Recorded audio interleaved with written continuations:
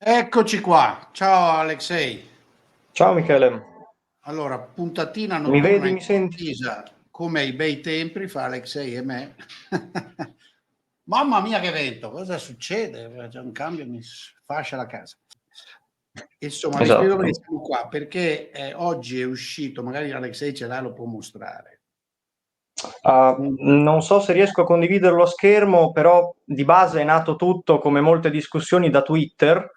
Un tweet che ha ricondiviso Michele, dove c'era, se non sbaglio, un commentatore ucraino che sosteneva che i russi che espatriano, che scappano dalla Russia, una volta fuggiti, non fanno nulla, non si fanno vedere, non fanno manifestazioni, non fanno niente.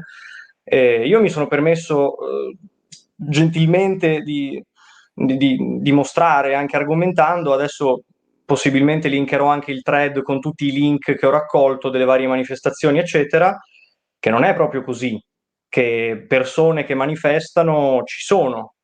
Chiaramente qua nessuno vuole dire che sono la maggioranza assoluta o che sono una maggioranza in generale, però non è neanche corretto dire che queste persone non esistano, secondo me.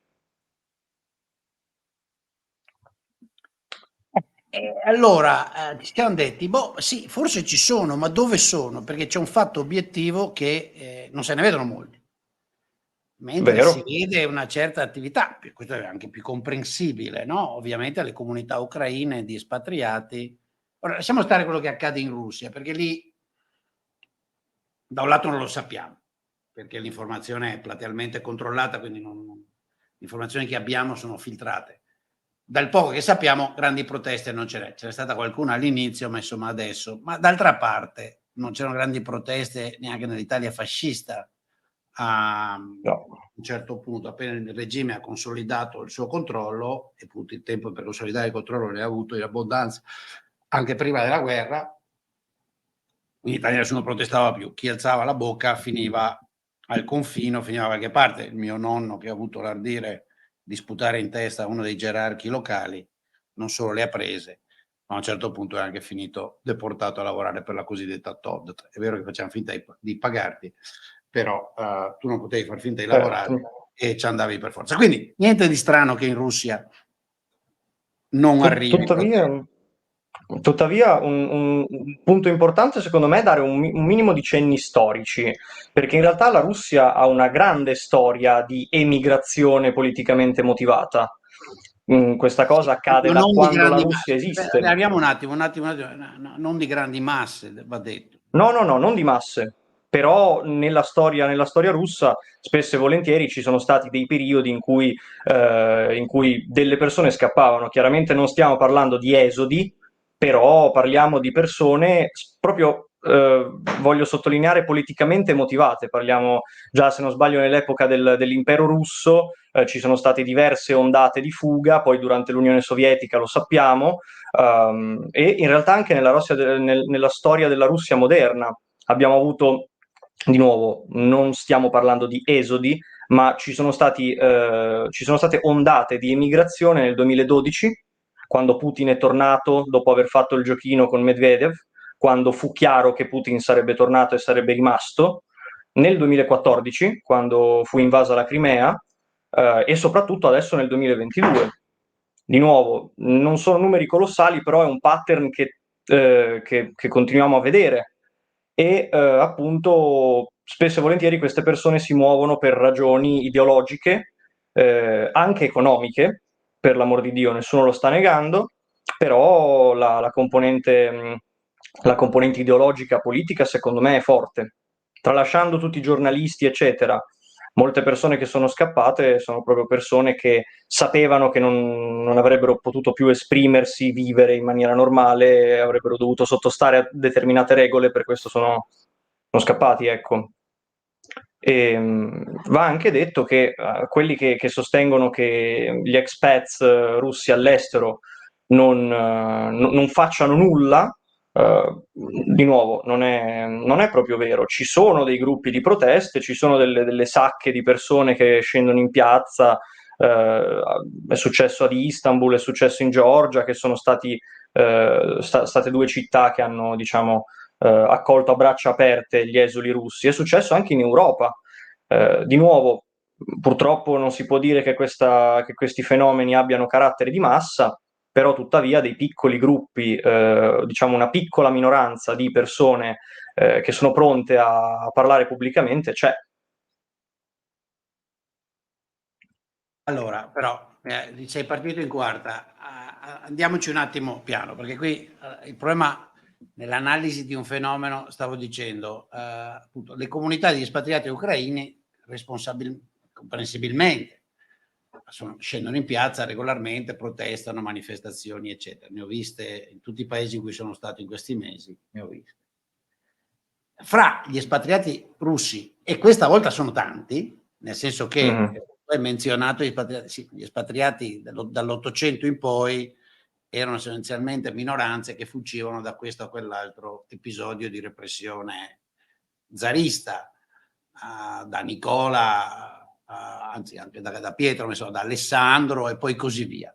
Poi ci sono stati gli espatriati, ma decisamente pochi, quasi tutti intellettuali, del periodo bolscevico, tardo, perché nel primo periodo ne sono fuggiti un po', insomma, di nobili, poi era un po' difficile scappare. Quando scappavi, comunque, anche se andavi a Città del Messico, a Coyoacán, a Stalin mandava qualcuno a prenderti, ne sa qualcosa Leone Trotsky, e così via. Adesso direi è la prima volta che c'è una migrazione. Sui conti e sui numeri vengono sparati a destra e a manca, però forse quasi tra 500.000 e 1 milione di persone sono andate. La Sì. grande maggioranza sono in repubbliche, in paesi in realtà contigui alla Russia, però ve ne sono molti a Istanbul, ve ne sono molti, cioè, vi sono paesi che stanno dicendo ma evidentemente le persone che sono fuggite sono benestanti, perché chi ne ha accolto in una quantità notevole nota che questo ha sparato i prezzi degli affitti, delle case, eccetera, eccetera. Quindi le persone che sono uscite sono persone benestanti. E anche questo, voglio dire, non è che sorprende, no? Da un paese in una situazione di fatto di dittatura, in guerra, bla bla bla, è molto improbabile che riescano a fuggire in grande massa i poveri contadini. Fuggono e fuggiscono. Fuggono quelli che possono, quelli che riescono a saltare sull'aereo, quello che quando chiudono i treni riesce a corrompere. Ecco. Allora, però adesso proviamo a fare in conto di manifestazioni pubbliche di dissidenza russa ce n'è ben poca all'estero, anche in paesi come Londra, dove ce ne sono parecchi, e come l'Italia. Questo ovviamente proviamo a quantificare, no? Tu sei cittadino italiano e sei obiettivamente, e lo diciamo con un po' di tristezza, l'unica persona di almeno Di origine origine russa? Sì. russa, di origine familiare russa, che noi conosciamo molto attivo a denunciare la situazione. Altri che io sappia non ce n'è. Liberiotto sarebbe felicissimo, credo, di conoscerne e di supportare, di diffondere la loro opinione, i fatti che hanno da raccontare, ma non ce ne sono. Ed è questo, credo, quello che viene notato, no? Quindi questo mi sembra la questione da discutere. Adesso, al di là delle vicende personali, anch'io ho sentito, conosco parecchie persone russe, nel senso di cittadini russi emigranti, alcuni in tempi recentissimi, alcuni da molti anni, alcuni anche da 20 anni e passa, fra cui molti accademici. Ecco, qua ho visto nell'ambiente statunitense vi sono moltissimi nel campo delle scienze sociali, professori giovani, quasi tutti abbastanza più giovani di me, di origine ucraina, e sono ovviamente tutti molto attivi a supporto del loro paese, nelle forme più svariate, ma lo sono. Ve ne sono anche molti di russi, alcuni sono anche studenti miei, eviterò di nominare, di fare i nomi. Io non ne conosco uno che si sia attivato, anzi quando gli ho scritto vuoi fare un'intervista su quello che succede in Russia, ho detto no grazie, preferisco farmi gli affari miei. Questa è l'esperienza, adesso vediamo un attimo cosa viene fuori, no? Sì, io di nuovo per provare un po' a quantificare la cosa, facendo un po' di conti senza l'oste, la Russia è un paese dove la quantità di cittadini che dispongono del passaporto è inferiore al 10%. Quindi il povero contadino, come l'hai definito tu, può scappare nei paesi dove puoi andare con il passaporto interno, che equivale più o meno alla nostra carta d'identità, che sono Belarus, che sono Armenia, Georgia e Kazakhstan, e se non sbaglio basta, forse un altro paio che mi scordo, però qui diciamo che proprio um, numericamente le persone che hanno possibilità di emigrare sono poche, e questo va al di là di qualsiasi dubbio. Um, per quanto riguarda le persone che appunto sono emigrate e non si fanno vedere, ora io chiaramente non posso difendere la posizione di tutti loro, anche perché, come hai giustamente detto tu, io sono cittadino italiano, sono nato e cresciuto in Italia, quindi la mia posizione è un po' diversa. Io posso parlare perché sono qui da sempre e la mia conoscenza della Russia si limita alle mie esperienze familiari, però non c'è nulla di fatto che mi lega al paese, salvo appunto amici e parenti. Ci sono persone che tuttora hanno legami anche forti, persone che sono andate via da poco, di nuovo, non le voglio giustificare assolutamente, voglio solo provare un po' ad analizzare quali possono essere i loro motivi. Molte persone sono scappate di fretta, molte persone sono arrivate nei paesi di arrivo con problemi ben più importanti che scendere in piazza. Parliamo proprio di trovare un lavoro, pensare a regolarizzarsi, che comunque non sono cose trascurabili, anche perché va fatto un distinguo: gli ucraini espatriati sono stati lasciati entrare senza alcun problema, grazie al meccanismo della temporanea, della protezione temporanea, perlomeno in Unione Europea. I russi devono regolarizzarsi diversamente, devono prendere visti, devono prendere permessi di soggiorno, sono cose costose, sono cose lente, burocratiche, arrivano qui, devono trovare un lavoro. Sì, ma Però, questo di spiega nuovo, solo che c'è, ma infatti però a maggior ragione, se provi a pensarci Alexei, come sappiamo, specialmente in situazioni del genere, valeva anche nell'Italia fascista, da sì. questo punto di vista l'analogia c'è all'interno, c'è meno all'esterno. Nell'Italia fascista chi riusciva ad emigrare, a fuggire, andare a Parigi, era per buona parte persone di condizioni sociali alte, intellettuali, Sì. eccetera, eccetera. Quindi non è molto diversa la situazione degli expat russi. Il punto è che, insomma, adesso vediamo se dalla chat, da qualcuno vengono dei suggerimenti. Ah, Sì, ma appunto non non volevo esiste giustificarli assolutamente. ma non è questione di giustificare, è questione di analizzare. Cioè il problema vero è Sì, se questo è un indicatore, cioè il tipo di le persone che sono scappate alla fine sono scappiate alla Abramovich, per dirci, sono degli Abramovich di seconda mano. Fondamentalmente a me il regime va bene, all'Abramovich andava ovviamente bene, ci ha fatto affari, si è arricchito fino alla narice, però non ho nessuna voglia di pagare il prezzo, siccome probabilmente adesso rompono i coglioni, rischiano di mandarmi in guerra, non ho la libertà e 2 soldi che ho non li posso consumare perché questi han messo le sanzioni, io me ne vado a vivere a Parigi o a Istanbul o a Roma o a Milano. Cioè quello che sta succedendo per la grande massa. Sì, però non sono tutti proprio ultra high net worth come Abramovich, cioè parliamo anche di No, ma ovvio, classe cioè di tendenzialmente Abramovic media. sono ben pochi, cioè gli Abramovic alla fine, gli oligarchi russi saranno un centinaio, quindi è ovvio che Sì, ecco, sì, c'è sì. uno che dice: "Un youtuber russo che vive in Italia è subito dichiarato contro Putin, ma in generale non tratta di politica". Adesso dite chi è? No, ma così, ma Sì, non è una questione di delazione, è proprio per curiosità. sì, proprio per trovarne, visto che Michele appunto ha fatto, ha espresso il punto che io sono una delle poche persone che si è palesata, perlomeno nell'ambiente di Liberi Oltre. Questo video vuole anche essere un invito ad altre persone a contribuire, se qualcuno, come dire, Infatti vuole sarebbe o può. interessante vedere il punto di vista, ascoltare un punto di vista ragionevole, documentato, almeno degli espatriati russi. Sì, Kasparov ovviamente, Kasparov è un oppositore politico da sempre, tanto Kasparov sta in Russia o è emigrato anche lui? No, Kasparov sta negli Stati Uniti. Appunto sta negli Stati Uniti, guarda Sì. caso. Ed è Eh, peraltro anche cittadino croato. Così. sì, sì, vabbè, insomma, cioè, voglio dire, questo lui non ha mai nascosto, al di là, non mi pare che Kasparov sia il soggetto adatto per costruire un'opposizione politica, però è una persona molto intelligente, molto attiva, le cose che scrive sono anche cose, come dire, che funzionano, almeno da quello Sì, che io sì. leggo, no? Ma non è questo il punto. Il punto è appunto capire capire cosa pensano queste persone, no?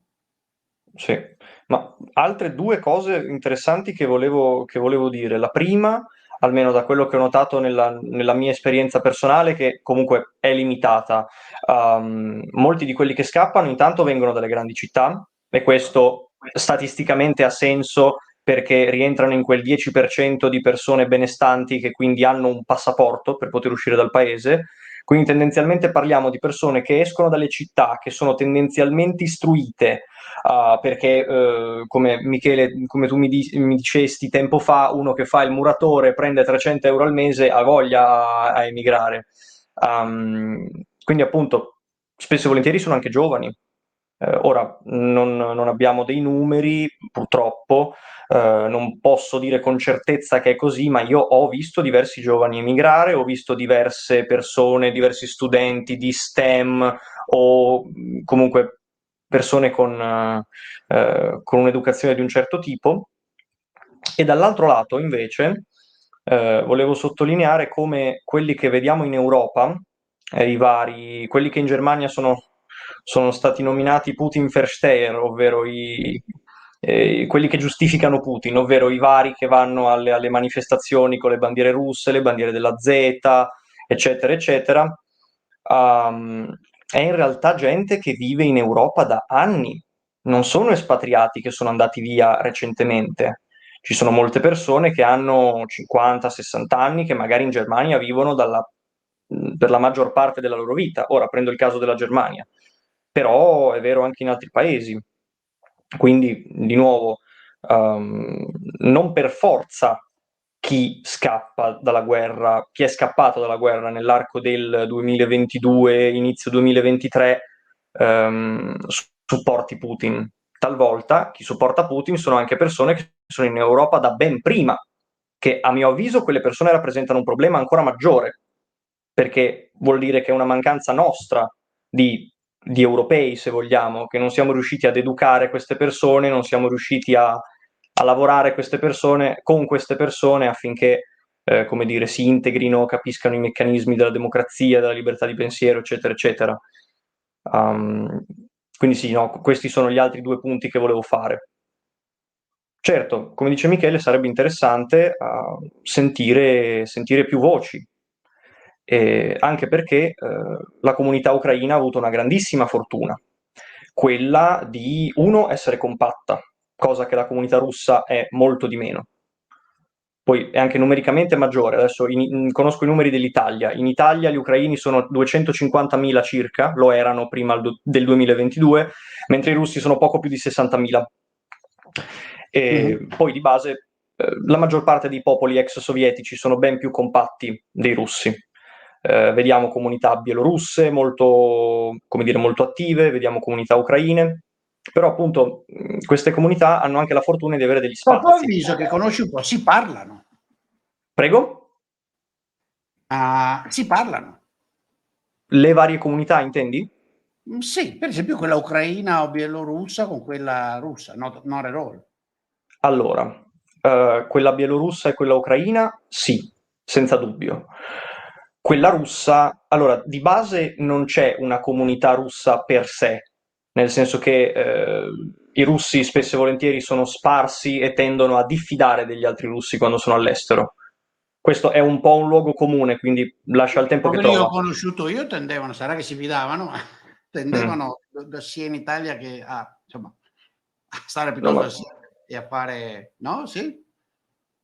Non so, di nuovo, non ho hard data sulla cosa, quindi non ho una posizione forte in merito.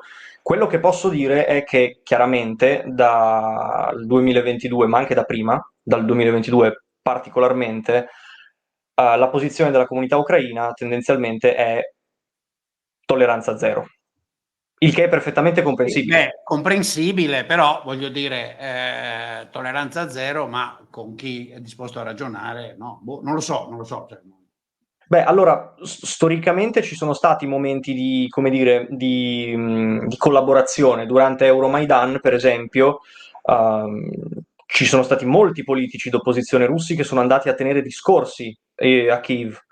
è andato Boris Nemtsov, è andato Mikhail Khodorkovsky, quindi comunque ci sono stati contatti in passato. Oggi purtroppo molto meno, da quello che mi sembra di capire. Poi appunto aggiungici che la comunità russa per sé non esiste, ovvero sono gruppi di persone che hanno interessi diversi, ma una comunità, una diaspora nel vero senso della parola, io non la vedo. E come, vediamo un attimo cosa dice la chat sull'argomento, perché è un argomento, cioè, ovviamente sì, la cosa punta in maniera drammatica e ripeto, io per parte mia credo di conoscere fra Italia parecchi, parecchi, e Spagna, insomma, se metto insieme una cinquantina di persone nate in Russia, tutte nate in Russia e cresciute in Russia, di età compresa fra 30-35, più giovani, e 50-55. Fra tutti questi io conosco due ex studentesse mie, una proprio qua alla Fed di St. Louis e una che insegna in California,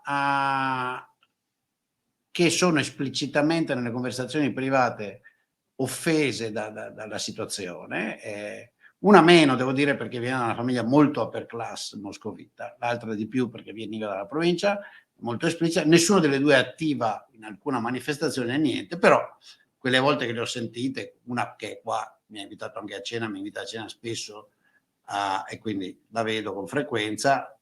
Gli altri 40-45 circa cicciaboom, compresi svariati che quando mi sono attivato all'inizio dopo l'invasione ho chiesto ma cosa ne pensi, hanno detto, il commento più gentile è stato gli sta bene, gli ucraini se la sono cercata,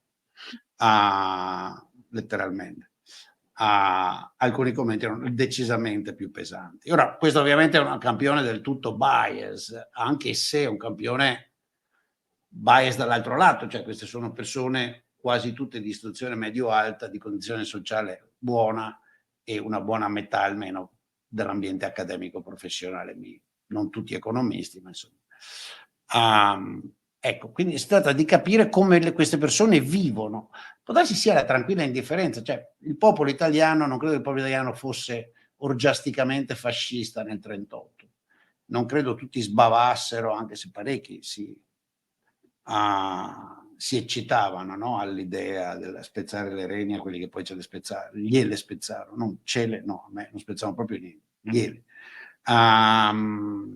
Però molta era la solita passività, no? Francia o Spagna, basta che si magna, forse anche nella cultura russa c'è questo elemento, perché effettivamente è un paese dove il protagonismo democratico della società civile ha la storia di Sì, sì. no, quanto dura una mosca, no? Di una zanzara, alla vita di una zanzara, no? 2 giorni. Non lo so, forse è questo, quando sei proprio abituato a non contare, a non partecipare, no? Sì, sì, ma ora di nuovo vorrei approfondire, vorrei fare degli studi in merito un giorno. Secondo me questo problema c'è, nel senso che le persone non sono abituate, molti non hanno proprio gli strumenti, vuoi il passato sovietico, vuoi ancora prima del passato sovietico, molti non hanno proprio gli strumenti per partecipare alla vita pubblica, perché non l'hanno mai fatto, non l'hanno fatto i loro genitori, non l'hanno fatto i loro nonni. Molte di queste persone non hanno idea di come si faccia, e questo è probabilmente una ragione data dal passato del paese. Ora, volevo prendermi proprio 2 secondi per rispondere ad un commento, perché adesso un attimo che viene su, eccolo qua. C'è Philip Pooh che ci dice: questa apologia dei russi buoni è alquanto delirante e infondata. Ora, uno, il termine russi buoni a me ricorda molto, non so Michele se hai presente il libro The Good German, cioè Sì. è un termine abbastanza problematico, cioè cosa vuol dire russi buoni, non russi buoni? Uno non è buono solo perché è russo? No, non vuol dire niente. Ci sono persone che supportano la guerra, supportano il genocidio, ci sono persone che non lo fanno, a prescindere dalla loro cittadinanza, nazionalità, etnia, quello che vogliamo. Quindi, apologia dei russi buoni, cosa? Stiamo cercando di fare un'analisi, stiamo cercando di capire che cosa succede. Niente, chiuso parentesi. Peraltro nei commenti Buoni o stiamo cattivi, vedendo, infatti non è questione di buoni o cattivi, è questione di appunto, dove sta l'animo delle persone, l'animo, dove sta la mente, l'interesse, i valori, le scelte, no? Il supporto. È chiaro che questo certo. segnala un supporto forte, almeno nella classe dirigente, delle intenzioni di Putin, o almeno un senso del patriottismo che consiste nella, questo forse è, non disturbare il manovratore, no? C'è anche questo aspetto. Sì, sì. Poi No? diciamo che c'è anche da considerare il fatto che il patriottismo russo deriva dal fatto che la Russia si allarga sempre. Te, Michele, all'inizio del 2022 mi consigliasti il libro di Cioran, History and Utopia. Lì c'è un capitolo intero che parla di questa cosa. La Russia è il virus della democrazia. Cioran lo spiega molto bene, come l'identità nazionale russa in realtà si fondi sul fatto che la Russia debba essere un'entità che si allarga costantemente. Secondo me questa cosa è ancora attuale ed è problematica proprio perché molte persone se la portano dietro ancora oggi. Esatto, qui cogli un aspetto che io ormai avevo in mente in passato dalle mie letture, conoscenze e anche conversazioni con intelligenza russa, e che devo dire le letture a questo punto quasi ossessive e le conversazioni, gli ascolti dell'ultimo anno e qualcosa hanno incredibilmente confermato, incredibilmente solidificato. Esiste profonda, specialmente nelle elite russe e diffusa nel paese negli ultimi anni, una visione del popolo russo come un popolo, per dirla ironicamente alla Belushi, with a mission for God. Vedete che mi è sempre piaciuto moltissimo in The Blues Brothers, un film che vidi io da giovane, poi quando lo mostrai a mio figlio che cresceva a Chicago gli piaceva così tanto che credo Nicolò e io l'abbiamo visto 30 volte, una roba del genere. E quindi c'è la grande intuizione, no? Di John Belushi, che dice noi siamo in missione per conto di Dio. Ed è una credenza diffusa fra svariati popoli, no? Più di qualche popolo ha deciso a un certo punto della sua storia che Gott mit uns, o mit uns meglio. Io dico uns, parlo il tedesco leggendolo all'inglese. All'inglese. Questo crea sempre delle risate gigantesche. Sì, c'è molto, no? Magari Alexei che conosce meglio, da dove, cioè, è una cosa profonda che da quanto capisco è davvero radicata in Ivan, noto come il Terribile, e nel processo di centralizzazione a Mosca che avviene proprio nel 400-500, quando quello rimane l'unica parte di quel territorio che seppur in parte sottomesso, insomma, non viene controllato dalla Golden Horde, e vive questo suo stato come uno stato di resistenza simbolico, avendo aderito all'ortodossia cristiana, dipende da quando cominciava a cantare, comunque alla fine del IX secolo,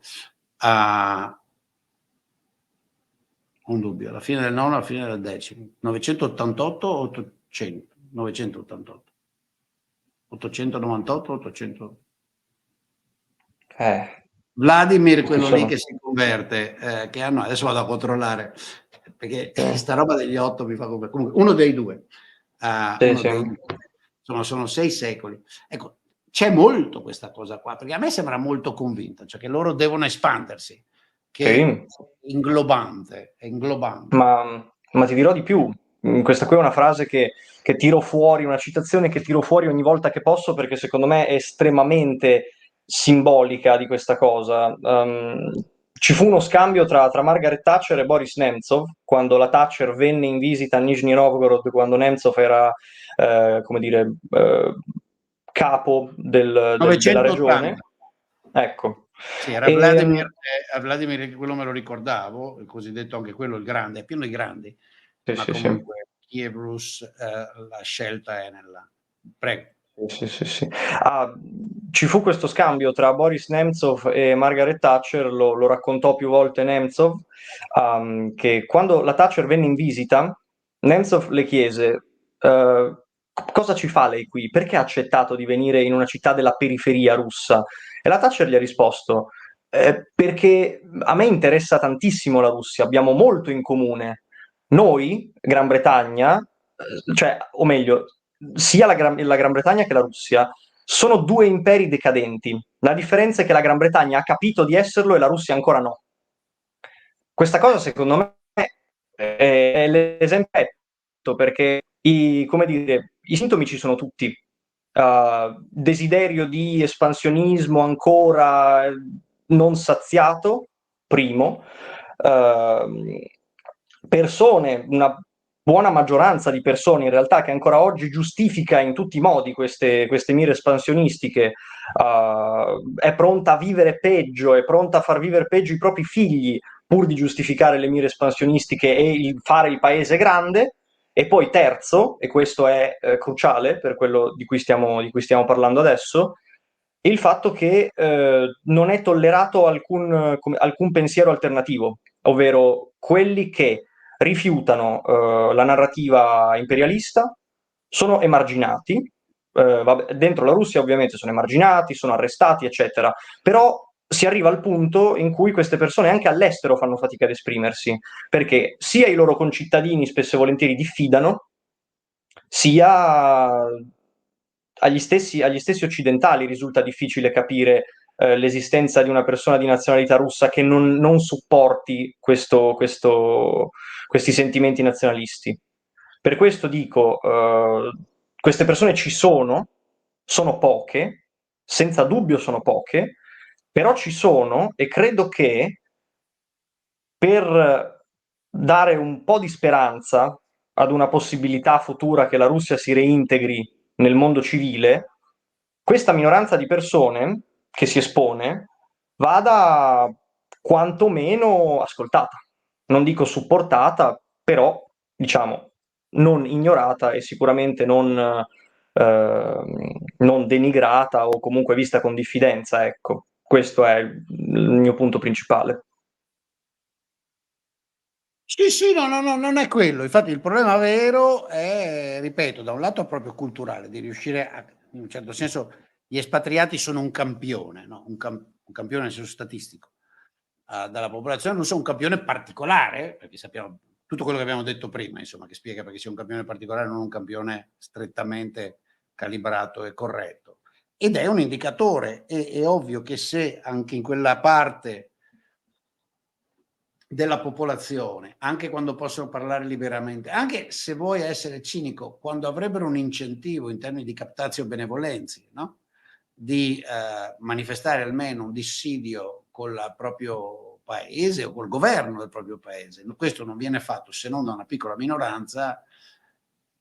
Sai qual è il problema? Il problema è che questo continua una lezione per i governi e i popoli dell'Europa occidentale e degli Stati Uniti, con buona pace di Carlo Rovelli, che davvero dovrebbe decidersi a emigrare in Russia, perché anche oggi mi hanno detto dalla piazza del 1° maggio ha usato il palco che follemente i sindacati danno a questo personaggio ridicolo, cioè davvero, Carlo Rovelli, te lo dico, fai ridere.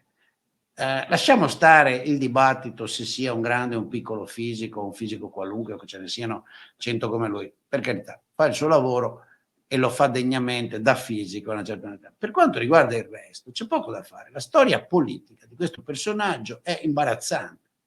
Da sempre, un borghese viziato che grida contro il mondo occidentale, va in piazza contro il mondo occidentale, organizza, come organizzava a Bologna nella metà degli anni 70, anche atti, c'è poco da fare, di violenza, per quanto non gravissimi e non enormi, atti di violenza in dispregio a tutto quello su cui vive, mangia e gode, in nome di un anarchismo alla indiani metropolitani, tanto ridicolo come dannoso. Devo dire che oggi ho visto che, come si chiama lo scrittore, quello di Sodoma, quello napoletano?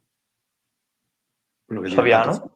Saviano, gli ha fatto il paio, no? Citando, il 1° maggio questi citano André Breton, il surrealismo e il lavoro come orrore. Sì, ormai una certa intelligenza, chiamiamola così, gente di successo italiana, è diventata ridicola. Questi sono ricchi, vivono bene, come me, per carità, io sono benestante e vivo bene, sputano continuamente sul sistema proprio Saviano, cioè uno che ha fatto i milioni vendendo libri sul mercato mondiale, no? Cioè, mica, non è che ha fatto libri, non lo so, cioè ha fatto milioni scavando per terra, no, ha fatto libri sul fottutissimo mercato mondiale. Idem per questo Rovelli, che è uno che fa il professore a Marsiglia, in un mondo capitalista che finanzia un certo tipo di ricerca, che continuano a insistere con parole veramente pesantissime, che insomma questo è l'orrore, la nostra società è l'orrore,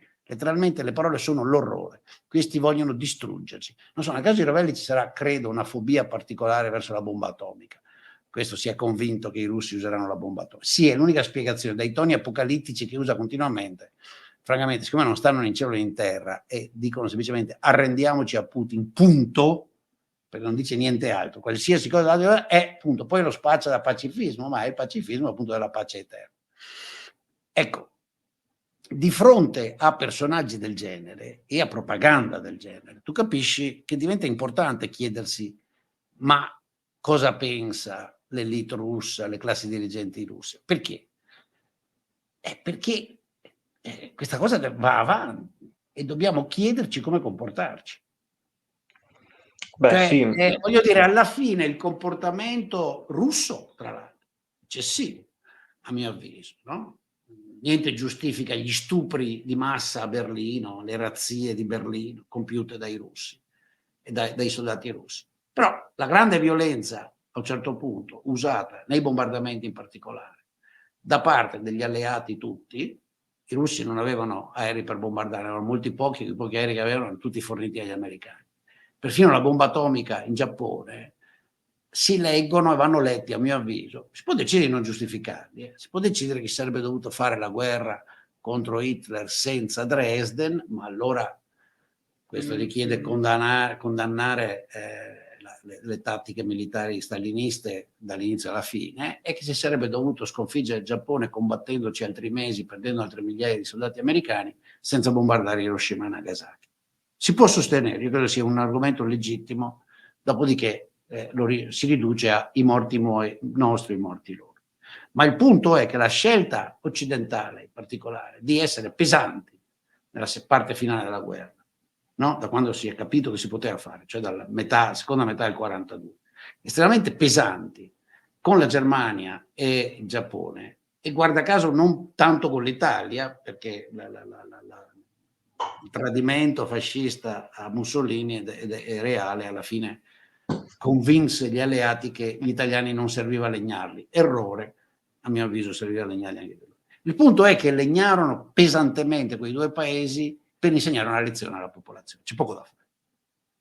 C'è poco da fare. È palese che è così. La scelta strategica fu quella. Questi devono imparare che la loro follia imperialista è follia, e che quindi se ti ritieni davvero il paese che ha come compito, nel caso del Giappone, conquistare e dominare il Pacifico e l'Asia orientale, nel caso tedesco l'Europa, devi prendere una tale quantità di morti e distruzioni che ti passa la voglia per almeno alcune generazioni. E la domanda, sai, uno se la fa rispetto alla Russia. Questo è il punto a cui volevo arrivare con tutta sta chiacchiera lunga. Adesso mi taccio, però molto francamente io credo che queste sono domande che le persone si fanno. Certo, ma guarda, c'è da fare un grosso distinguo, secondo me, quando parliamo di elite russa. Quelli che sono ancora in Russia, quelli che non sono riusciti a scappare, a prendere l'ultimo volo, e quelli adesso li vediamo platealmente tutti quanti d'accordo, tutti quanti sempre a fare le riunioni con Putin tutti i giorni, a dire sì capo, bravo capo, perché? Secondo me per un motivo molto semplice. They see it coming, nel senso sanno che nessuno in Occidente è pronto a parlare con loro e ormai è tardi. Dovevano pensarci prima. Ora la loro unica strada è al tribunale dell'Aia oppure in carcere o dove vuoi. Secondo me lo capiscono molto bene e per questo la loro ultima speranza è restare fedeli a Putin, nella speranza che qualcosa succeda o al contrario non succeda.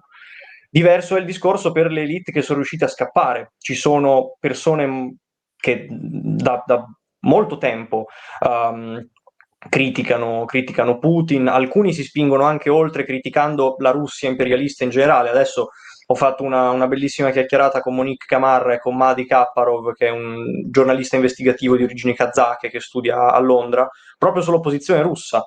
E, sì, ci sono molte persone che sono ancora legate al passato colonialista, imperialista russo, questo sì è innegabile. Però vediamo, in parte tra le elite, in parte anche tra i semplici emigrati, come dire, dei sentimenti comunque diversi, delle impostazioni di approccio alla cosa diverse. Um, Giornalisti che sono scappati, ma anche solo youtuber. Ora, nei commenti in realtà, mentre stiamo parlando, sono passata una sfilza di nomi. Sì, Kasparov è noto, Khodorkovsky è noto, Navalny peraltro adesso è anche in Russia, quindi non conta In particolarmente perché è in galera, carcere. sì, Navalny è un personaggio tra l'altro molto strano, no? Sì, sì, sì, sì, ha un passato stranissimo, ne abbiamo parlato anche con Monique e con Madi, cioè c'è tanto da dire su di lui, non mi voglio dilungare perché non è questo il punto del video. Il punto è che molta della civil society russa espatriata ha diversi gradi di approccio alla cosa. E secondo me già questo è importante, perché dentro la Russia adesso la linea è una. O sei contro, pardon, o sei O con sei a o favore non o ci sei sei. contro il paese. Vabbè, ma Esatto. questo voglio dire, all'interno della Russia, ti ripeto, ci sta nel senso che sappiamo, Sì, sì, sì, sì, non è certo il primo regime dittatoriale che fa così. Tutti i regimi dittatoriali, certo. specialmente quando decidono atti così folli come l'invasione proditoria, no? Sì. Uccidono il dissenso. Solo, infatti, una delle grandi differenze tra un paese civile e democratico e un paese dittatoriale è proprio anche questa. Gli Stati Uniti, la guerra in Iraq era, a mio avviso, non qualificabile, non assimilabile alla guerra in Ucraina, se non altro per i comportamenti e gli effetti, ma era senz'altro una guerra che già allora era, come dire, criticabile e discutibile, un atto di imperialismo piuttosto ingiustificato. Si cercava di giustificarlo con un argomento geostrategico che non stava molto in piedi. Lasciamo stare la balla palese, quella non c'ho mai, io almeno non ci ho mai creduto, no? Delle armi di massa, eccetera. Ed era grave che il governo americano avesse deciso di spacciare questa balla, però perlomeno, voglio dire, finché invadevano l'Iraq e c'era la guerra in Iraq, era possibile protestare. Nessuno veniva messo in galera perché diceva fuori dall'Iraq. Le persone, minoranza, anche sostanziale, che in quegli anni, in quei mesi si opponevano al piano di invasione dell'Iraq, in Europa, in Inghilterra che pure aveva aderito, anche in Italia che aveva aderito, e negli Stati Uniti, non venivano perseguitate. Venivano criticate ma non perseguitate. Quindi questo, ma questo voglio dire, Certo. ci sta, no? Ci sta. Sì, sì, Il sì. punto vero è, di nuovo, ti insisto, ma mi rendo conto di metterti un burden su di te notevole. Mi sembra che proprio l'elite russa sia convinta di quello che questa mia conoscenza mi ha detto, e cioè, guarda che se lo sono cercato. C'è una parte che lo pensa davvero, però di nuovo finisco il ragionamento che ho iniziato prima. Dentro la Russia adesso è tutto o bianco o nero, o sei con noi o sei contro di noi. Fuori dalla Russia, quindi nella comunità di expat, nell'elite espatriata, eh, a mio avviso per fortuna ci possono ancora essere delle tonalità di grigi, nel senso in cui sì, ci sono quelli che supportano Putin, ci sono quelli che supportano la guerra, che sono scappati solo per il proprio tornaconto economico o che sono scappati perché volevano evitare la mobilitazione. Per carità, tutto vero, non sto assolutamente controbattendo su questo. Però è importante capire che proprio perché queste persone sono emigrate, spesso e volentieri verso paesi con un livello di totalitarismo inferiore. Ora non stiamo a contare quelli che sono emigrati in Turchia, Emirati Arabi Uniti, che comunque non sono proprio più democratici dei paesi, pur non essendo a livello della Russia, sia chiaro. Um, Ci sono appunto diversi gradi di approccio alla cosa. Ci sono quelli che supportano Putin in maniera, come dire, hardcore, puri e duri, ci sono quelli, come hai detto tu, Michele, indifferenti, ci sono quelli che sono contro ma hanno paura di dirlo, e ci sono infine quei pochi che, che parlano, che sono pubblici, che anche lì anche queste persone qua si possono dividere in vari gruppi. Adesso diciamo che molti degli oppositori stanno ricevendo come dire, delle critiche sulla stregua del um, lo fate solo per il vostro tornaconto personale. Adesso state criticando Putin solo perché a guerra finita volete sedervi voi al tavolo delle trattative. Anche lì non lo sappiamo. Qualcuno di loro forse è sincero, qualcuno di loro forse no. Ne abbiamo parlato appunto di nuovo anche con Madi, è una persona che anche con Monique, che sono persone estremamente competenti sulla materia, mi hanno detto non lo sappiamo. Siamo convenuti sul fatto che non lo possiamo sapere. Um, io, di nuovo, vorrei che questo video diventasse un pochino anche un piccolo appello verso quelle persone che sono veramente mosse da buone intenzioni. Eh, Magari Michele penso tu possa concordare con me, se queste persone vogliono venire a parlare su Liberi Oltre, ben venga. Ah, microfono, microfono. Il solito vuol drink e spegni il microfono. Allora, Grande. ormai è un vizio, ormai inveterato. Sì, sì, no, anzi, cioè, in un certo senso, prima quando ci siamo sentiti un attimo dopo lo scambio su Twitter, ci siamo detti, ma fare un appello è un po', come dire, anche esagerato e pretenzioso, però dire, guardate, a noi pare importante, e anche se non è che la posizione deve essere identica a quella di Boldrin, che è una posizione, a mio avviso, ragionata, però uno può anche considerare estrema, cioè io sono dell'opinione che occorre una sconfitta militare russa sostanziale per tranquillizzare l'Occidente, e poi i russi, i cittadini russi faranno del loro paese quello che vogliono, ma qui c'è proprio bisogno che noi si possa tranquillamente vivere in pace. Insomma, ho una posizione che l'ho illustrata tante volte, e credo che occorra chiudere ogni rapporto commerciale con la Russia per lunghissimo tempo. Punto. Dopodiché la Russia farà le scelte che vuole, ma con i poteri imperiali non si coopera. Punto. Però va benissimo discutere e capire anche chi ha una posizione magari diversa, magari dice sì, no, vabbè, bisognerebbe aiutare l'Ucraina, però bisogna anche offrirgli una via d'uscita, e le varie ipotesi che sono state fatte. No? Ma anche chi, Cioè, vorrei anche capire davvero, come ho fatto all'inizio, vorrei anche capire chi dice che non bisogna aiutare l'Ucraina. Perché chi... Ecco, vorrei che qualcuno fosse sincero e dicesse io non voglio aiutare l'Ucraina perché voglio che Putin vinca, mi spieghi perché. ma lì Onestamente, secondo al di me, là della frase banale perché odio i fottuti ucraini e voglio che l'Ucraina rimanga russa, che vabbè, allora impiccati. È possibile che esistano altri legittimi punti di vista sull'argomento. Io faccio fatica a trovarli, ripeto, cioè, sì, quelli sì. alla Rovelli mi sembra, io sono terrorizzato dalle cose e poi odio, ho un tale odio. Rovelli è un po', mi fa venire in mente, perché davvero abbiamo dei comuni amici e insomma, da cui ho raccolto informazioni sul soggetto. Deve essere un soggetto, cioè c'è un elemento particolare. Questo è uno che 2 anni fa circa, quando per i suoi contatti nel mondo, non credo che sia un caso che l'attuale direttore del Corriere della Sera una volta lavorasse al Manifesto e che abbia certe firme sul giornale.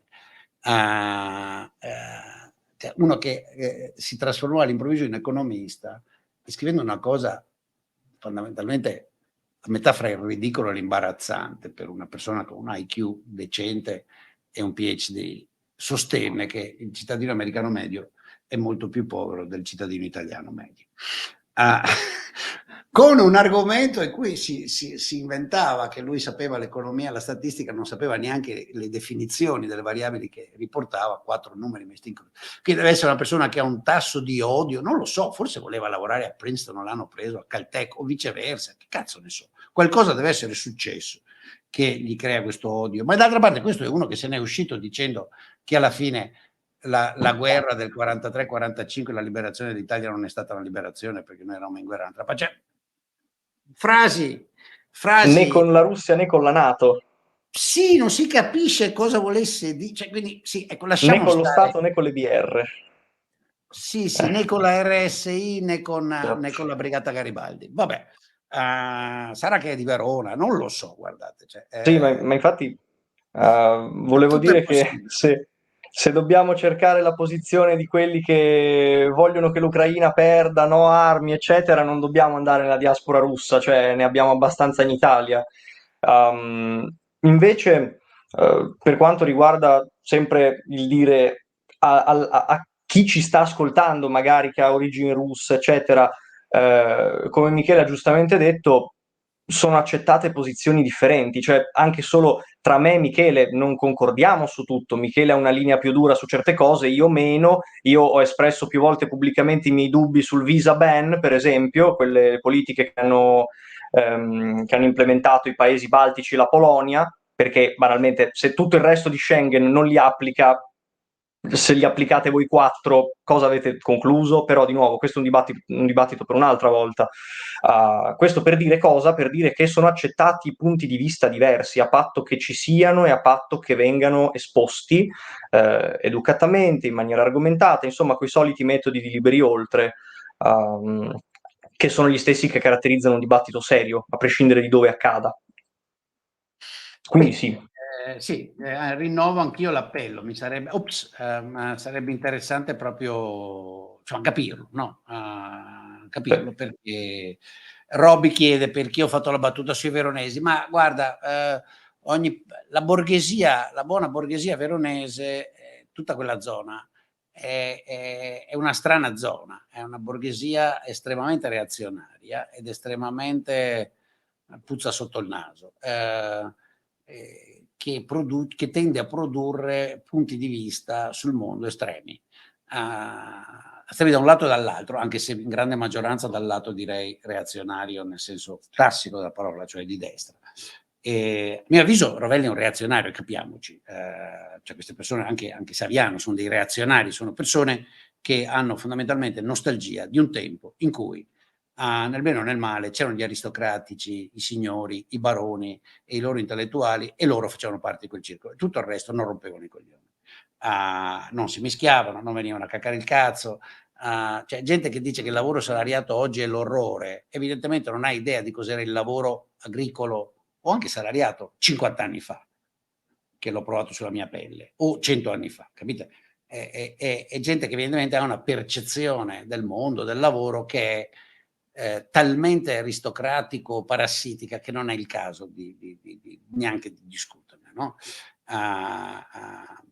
Sì, molto simile alla vicina borghesia bresciana, infatti i due la bravo Floret Fly, sì, c'è l'effetto Lago di Garda, c'è un effetto, c'è una, le borghesie e neanche le piccole borghesie delle province che si accostano al Lago di Garda sono di un particolare tipo e infatti anche su a nord ad Arco, dove il Trentino, che invece è abbastanza diverso, subisce questa influenza. Non ne conosco l'origine storica, non l'ho mai indagato, però noto che è così. Poi dopodiché, che sia per caso che l'RSI era andata a Salò, boh, forse sì, forse no. Però era a Salò, Sì, sì. sul lago di Garda. E che sia per caso che il vittoriale di quel delinquente ridicolo di D'Annunzio è come cazzo si chiama? Gardone Riviera, dove diavolo è, no? Sì, sì, Gardone Riviera, esatto. Sulla costa ovest dell'Acqua di Garda? A mio avviso no. Però è così. Però adesso lasciamo stare, il tema stasera non è la geografia locale Sì, sì, antropologico-politica del nord italiano, ne parliamo un'altra volta. La mia esatto. esperienza questo mi dice. Ma torniamo al punto, no? Tendenzialmente Se ci sono quello. queste persone che vengano, insomma. C'erano delle domande prima che dicevano qualcosa, aspetta. Adesso vediamo. Ah, ne Ma avevo io vista penso una io. Che cosa pensate? Adesso appena la trovo la metto su. Che cosa pensate della pagina di Wikipedia Russian Emigres during 2022? Io non lo quella so, pagina. non l'hai mai guardata, tu l'hai guardata? Sì, sì, io l'ho guardata e ti dirò di più, l'ho usata anche come fonte per quando abbiamo fatto il riassunto a fine anno. Non so se ti ricordi, a fine anno abbiamo Ah, fatto una bella puntata dove si parlava un po' di tutti i fatti successi durante l'anno. Io quella pagina mi è sembrata abbastanza valida. Fermo restando che i dati ai tempi erano ancora parziali, alla fine si sono tendenzialmente confermati. I numeri sono quelli, tra il mezzo milione e il milione abbondante, una stima ragionevole sono un 700.000 circa, di persone che sono andate via. Ricordiamo che stanno continuando ad andare via, ovviamente non c'è l'esodo, però le partenze continuano, la gente continua appena si rende conto che ha la possibilità, ci sono persone che vanno via. Ma in realtà penso che che quello che dovevamo dire l'abbiamo detto. Ora il dibattito rimane aperto, Sì, alla nel fine messaggio l'abbiamo detto, se c'è qualcuno, sì, se conoscete amici, amiche, persone, insomma, che appartengono a quel mondo, credo che sarebbe interessante ospitare qua una conversazione, un dibattito, per capire appunto quanto profondo è questa identificazione col progetto imperialista e quanto non lo è. No? sì, sì, sì, Boh, sì. grazie a Lasceremo in tutti. State qua descrizione. un'oretta, Alexei domani deve svegliarsi, io no, adesso c'ho da Sì, lavorare ancora e lo ringrazio. sì, sì. Ciao caro, Grazie grazie mille, per Michele. ascoltarci. Lo carichiamo poi sui canali YouTube così che si possa vedere un po' di più. Sì, sì, Adesso dopo lasceremo in descrizione su YouTube tutti i vari thread di Twitter, link vari ed eventuali, anche la nostra casella del sito di Liberi Oltre per poter collaborare. Adesso, momento marchetta, alla fine la redazione ucraina di Liberi Oltre cerca sempre collaboratori e non solo, in generale chiunque voglia partecipare a Liberi Oltre è il benvenuto. sì, bravissimo, bravissimo, bravissimo il buon Alexei a ricordare questo. Serve, e persone che siano spigliate, che alle 6:15 siano sveglie con buona dizione, sono utilissime. Quindi se ne avete voglia di un po' di protagonismo youtuber, ci siamo. Baci a tutti, ciao a tutti, Grazie. buonanotte a voi che è Ciao a lì tutti. mezzanotte e 40. Ciao ciao.